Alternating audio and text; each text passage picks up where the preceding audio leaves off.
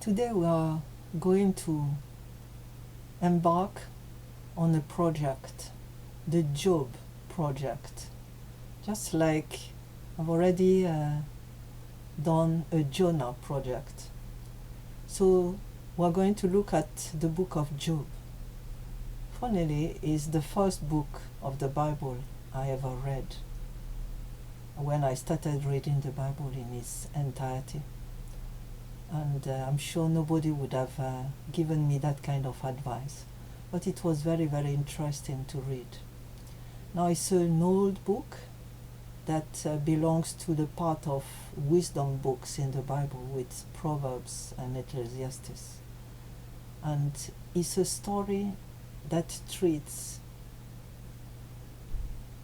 the issue of evil, suffering, and divine justice. Now, first of all, we want to have an introduction to the book. It's about a man that is very rich, Job. He has a lot of kids that are adults. He has a lot of riches, land riches, land, produce, camels, sheep, lot of animals, and buildings. He's a wealthy man. He's also a man that is really close to God, and is living a happy and successful life, caring for his children and praying often for them. And one day we see in the first chapter that the devil visits God's court, and God brags about Job to him, saying, "See, have you seen that man that is really a loving man, is upright?" And the devil challenges God and said, "No wonder you can brag about him, because you have protected him.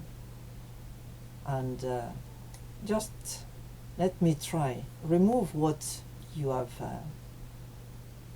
protected him with." And we see. And this is the beginning of a story where Job is being tried and sifted by the devil.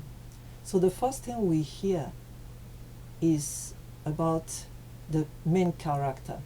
Job is a family man, but he's also a wealthy man in terms of what people call prosperity. He has a lot. He's a successful man, but he's not a thief. He worked for his success. He has accumulated wealth by hard work, and he's also a prayerful man. And what we learn there is that his wealth was blessed and also protected by God. We learn in the first chapter that God has put a hedge around him, around his household, and everything he has. And this is in consonance with what we learn elsewhere in the Bible, that God will bless the work of our hands, and that is a protection around us. And the devil tells God, the reason why Job is faithful to you is because of his prosperity, is because he has acquired all this from you, and if you remove it, then he won't follow you anymore. And that's a challenge, and we are now considering, what do you do? What do I do?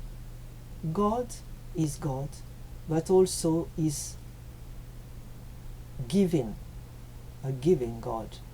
And the issue is, do you want to worship the giver, or do you want to worship him because of his gifts? The issue is whether we attach ourselves to God because of who he is, no matter what, or because of what he gives us. And we find that many churches encourage people to use God to acquire stuff, particularly material gifts. cars, jobs, properties, businesses, call it what you want. And so we also learn in that chapter that whatever happens to us that we consider as bad or terrible, God doesn't do evil. The evil we experience is done by the evil one. That's the devil. And another aspect to it is that whatever happens to it is either done by God or done by the devil after seeking permission from God. We see the same story in the New Testament, where Jesus tells Peter in advance, the devil has asked to sift you like wheat, and I prayed for you. So Jesus allowed it to happen.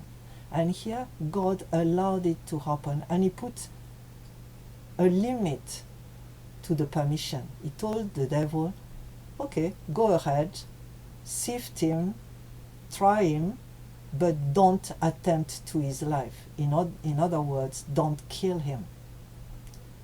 And then we see what happens next.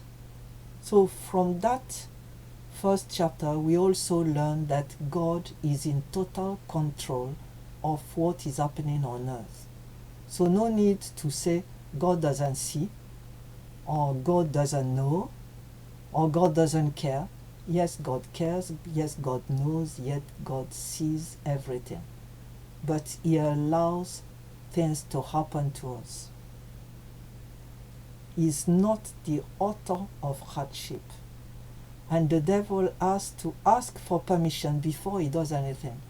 The devil is not all powerful. He has to ask for permission. He would have very much preferred to do things anyhow, but God has to allow it. So we know also that God is using bad to turn into good. Another thing we see from the beginning of that story is that God did not inform Job about what was going to befall him.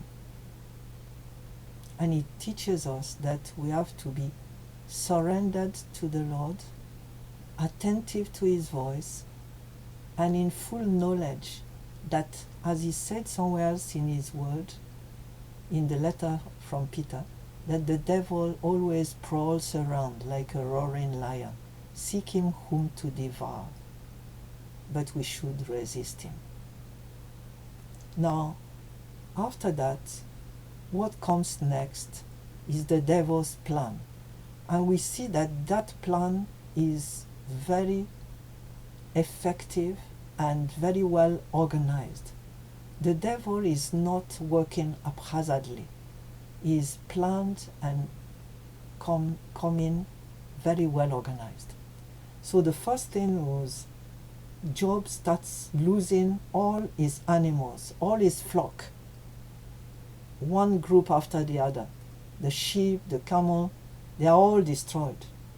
Then next, his servants are killed by disasters. And last, all his children die in a day because of a building coming down on them. And this is also what we experience. I know in my life, I had that experience after our wedding, shortly after.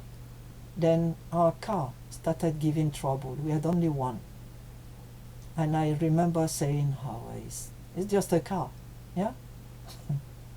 After that, it was my husband that got sick. Then after that, it was our son. And lastly, me, because I could not get pregnant when I wanted. So it was like coming like a flood. And the Bible says so, that it will come like a flood, but we can raise a standard against it and resist under it. And know that God will not allow us to be tempted beyond what we can bear. That with the trials, He will also provide a way out. And we're going to see that in the book of Job. So, how is the book of Job organized? Chapter 1 is the first test. Chapter 2 is the second test we see after. Chapter 3 is Job's first words. Then chapter 4 to 37 is a discussion between Job and his friends in several cycles and monologues. Then chapter 38 to 41, God speaks, and at the end, Job replies, and that is the end of the story. And we're going to continue with that study. So read it and be blessed.